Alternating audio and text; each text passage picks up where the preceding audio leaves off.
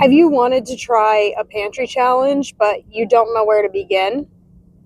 In this video, I've got a step-by-step guide on how to do a pantry challenge and be successful. Hi friends, welcome back. If you're new to this channel, my name is Jen. Today I want to talk about doing a pantry challenge. It can seem pretty intimidating, especially if you don't have a clue where to begin or anything of that nature. What to do, how to do it, what you can buy, what you can't buy, how many days, when do you start it? And you know what? The answer to all those questions as well, it's kind of simple, and it's up to you. You're the one that designs your pantry challenge, so you decide what goals you make, what rules you have, what food you're going to prepare, what are you going to buy if you have to buy anything. You're in charge.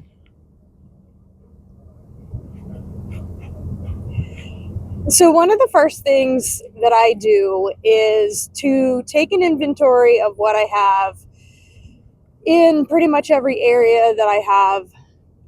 I look through the freezer and jot down things that are in the freezer. I look in my pantry and see what I have in there. I've got a bunch of beans and dried things in there. I also have a cold storage area in one of my closets where I have some winter squash that I need to be eating. I've got three winter squash left that I need to get into, and because they're in a cold storage area, I kind of forget that they're there, which is not really a good thing. I'm kind of an out of mind, out of sight kind of a person, so if I take an inventory, then I remember what I have and where I have it. I've also got a bunch of soups that I canned up when I cooked up my last turkey. I have a 21-pound turkey in the freezer that I want to cook up during this challenge and make into a bunch of meals. I have a bunch of soups that I made the last time I did a turkey, which was late. It was around Thanksgiving last year that I did my turkey and made a ton of soups and some freezer meals. Then I come up with some meal ideas. I write down what kind of meals I can make. Generally, when I cook something, I don't cook one meal at a time. I batch cook, which means I cook a large batch and split it up into meals that are freezable and easy to pull out of the freezer and nuke or heat up on the stove. I do a lot of that. Anytime I cook a meal, I try to batch cook so that I don't have to constantly make meals every night of the week. That's one of my key strategies to making my life more efficient, is to not cook dinner every single night of the week. Generally, I'll make a couple large meals on a weekend and throw them in the freezer, and then I can rotate things and pull things out of the freezer. I write down what my rules and goals are for this challenge. This particular one that I'm doing now is going to be a 30-day. And I'm going to be buying specific things that are very perishable that I can't keep for an entire month or anything like that, and I can't keep for long storage, which would be stuff like milk and creamer and some produce, maybe some eggs and cheese. I do have quite a bit of eggs and cheese in the fridge, but I want to list off the things that I want to buy. I definitely want to buy a cabbage when they go on sale around St. Patrick's Day. I want to make some sauerkraut with that. I'm going to try to limit this pantry challenge to $50. Maybe even less if I stick to the very minimum of what I'm going to buy. Now, I noticed in my last grocery challenge that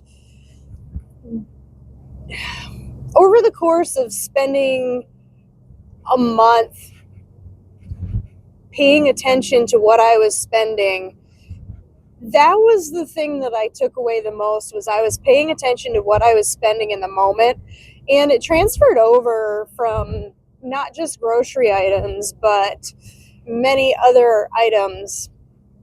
And I noticed that I spent less all around, and I was paying attention to what I was buying.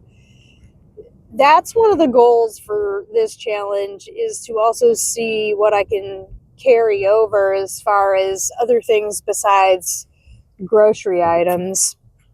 If you're interested in following along or doing your own pantry challenge, I've created a free printable download that includes a step-by-step guide of how to do it in some fillable spots for your inventory, your meals, your goals, and your shopping list. I'll leave a link for that in the description and the pinned comment below.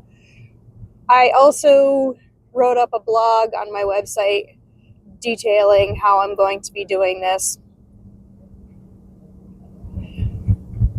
The thing with doing a pantry challenge is, like I said in the beginning, it's all about how you want to do it. It's how long you want to do it for. It's what your goals are. It's what you choose to eat, what you choose to spend money on. It's all about how you want to do it, not how other people think you should do it. That is how you're going to be successful with doing a pantry challenge, is created around you and your lifestyle. This isn't something that has to be done within a specific time frame, such as the beginning of the month or a particular month in general. I'm starting this video is coming out on February 11th, but I'm probably going to start on, say, the 15th of February, and I'm going to go until the 15th of March. So it doesn't have to be done at any particular time or for any particular length of time. I mean, if you feel like things are tight, you might want to do your pantry challenge for only 10 days and see if you can go 10 days doing something like that. Oof, rough roads. I thank you guys for tuning in with me as I go to work this morning. If you found this content useful, please hit the like button. And if you want to see more things like this, subscribe. And don't forget to check out my free printable download in the description and the pinned comment below. I'll see you in the next one.